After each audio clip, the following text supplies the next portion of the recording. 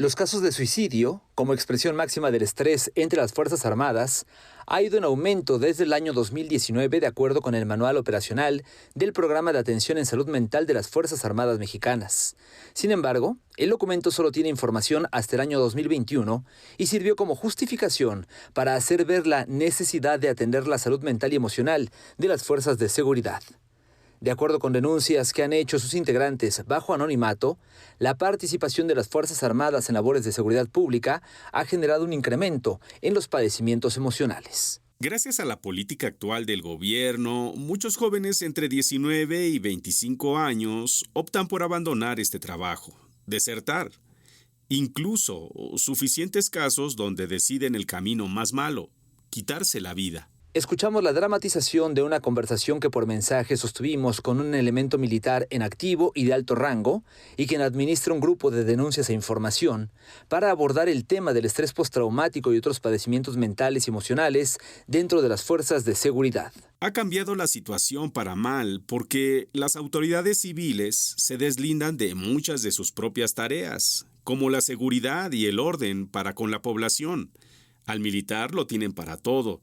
Cuidar semáforos, cuidar un mercado, cuidar el palacio municipal, cuidar a los propios policías. Hablemos de lugares como Ciudad Juárez, Culiacán, Mazatlán, Michoacán, Jalisco, donde el trabajo ha aumentado del 70 al 100%.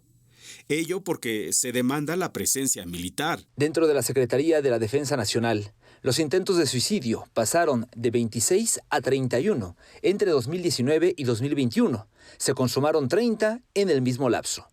En cuanto a la Secretaría de Marina, nuevamente entre 2019 y 2021 se registraron 24 intentos de suicidio y se consumaron 9. Todo lo anterior de acuerdo con los datos del mismo Manual Operacional del Programa de Atención en Salud Mental, en donde se reconoce que existe un subregistro de casos consumados de suicidio en la población derechohabiente. Se hizo una solicitud de información a las Fuerzas Armadas para conocer la actualización de los datos y, sobre todo, la manera en que se han detectado y atendido eventuales casos de padecimientos mentales derivados de su labor dentro de las Fuerzas Armadas. Hasta el momento, no ha habido respuesta.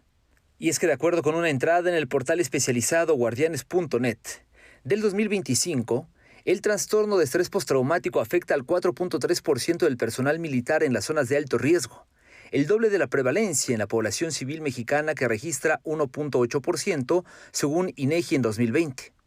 Además, el 12% del personal militar padece depresión y el 15% ansiedad, de acuerdo con informes internos de la Secretaría de la Defensa Nacional.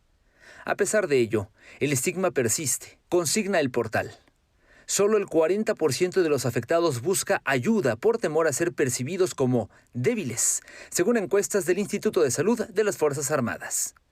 Para conocer los datos actualizados sobre los padecimientos emocionales de las Fuerzas Armadas y poder contrastarlos con las denuncias hechas por los elementos en activo y en este portal, se solicitó a la dependencia la información estadística sobre los procedimientos. Hasta el cierre de esta nota no han sido entregados.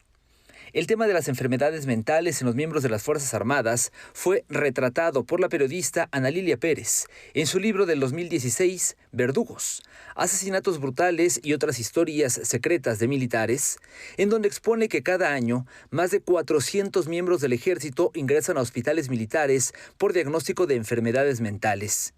Durante una década, siguió casos de abusos militares, particularmente el de un soldado con alucinaciones que asesinó a 2 adolescentes centroamericanos, Delmer y José David, en Coahuila. El diagnóstico reveló que el militar padecía alucinaciones auditivas y visuales. Afirmaba que personas lo seguían y le enviaban mensajes a través de la televisión, ordenándole matar. Así lo explicaba en ese año, en una entrevista para TV UNAM, Ana Lilia Pérez. Hay otros casos donde se habla de militares actuando como verdugos, en torturas, en homicidios, en agresiones, repito, no solo en contra de la población civil, sino en contra de sus propios compañeros de armas. La investigación de Ana Lilia llegó hasta el año 2016, cuando la atención principal del actuar de las Fuerzas Armadas se centraba en la llamada guerra contra el narco. A partir de 2019, se creó la Guardia Nacional, con un mayor porcentaje de militares dentro de sus filas.